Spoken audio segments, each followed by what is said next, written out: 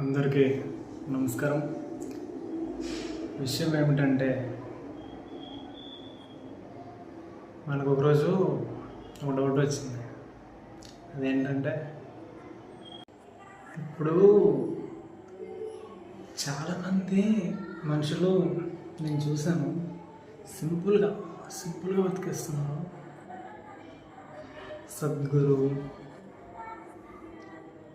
Like Ram Gopal Varma ఇలాంటి వాళ్ళందరూ. నాకేమో అంత సింపుల్గా నేనెందుకు బతకలేకపోతున్నాను అనే డౌట్ వచ్చింది. అప్పుడు నేనేం చేశాను, నాకు తెలిసిన వాళ్ళని వీళ్ళని అడగడం మొదలుపెట్టాను.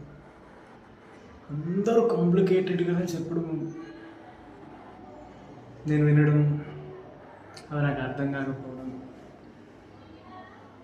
ఇంత కాంప్లికేటెడా, అయితే వీళ్ళందరూ ఎలా బతుకుతున్నారు అనే ఒక క్వశ్చన్ మాత్రం నన్ను ఎప్పుడు వెంటాడేది.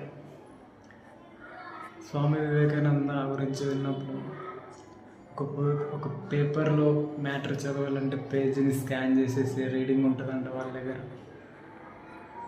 మరి ఇలాంటి రీడింగ్ నాకెందుకు రాదు? ఇలా ఒక్కటి కాదు, ఎన్నో డౌట్లు ఉన్నాయి.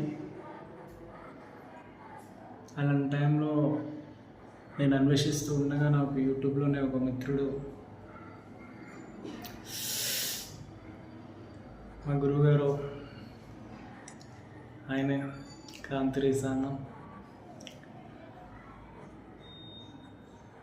ఆయన వీడియోస్ చూసిన తర్వాత నాకు కొంచెం అప్పటికి ఒక క్లారిటీ అనేది వచ్చింది. నేను అన్న చెప్తుంది ఏంటా అని అబ్జర్వ్ చేసి,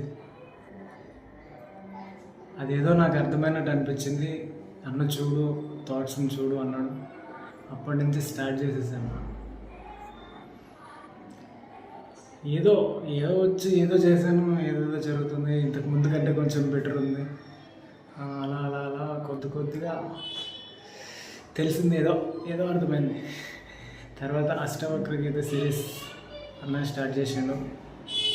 అప్పుడు అది మొత్తం కంప్లీట్ అవ్వక ముందుకే నాకు తెలిసిపోయింది, ఏదో అర్థమైపోయింది. అప్పుడు అన్న కరీంనగర్ నుంచి మలక్పేటకి వెళ్తుండగా మార్గం మధ్యలో నేను ఉండే ఏరియా అలీబాగ్ క్రాస్ రోడ్లో అన్నం కలవడం జరిగింది.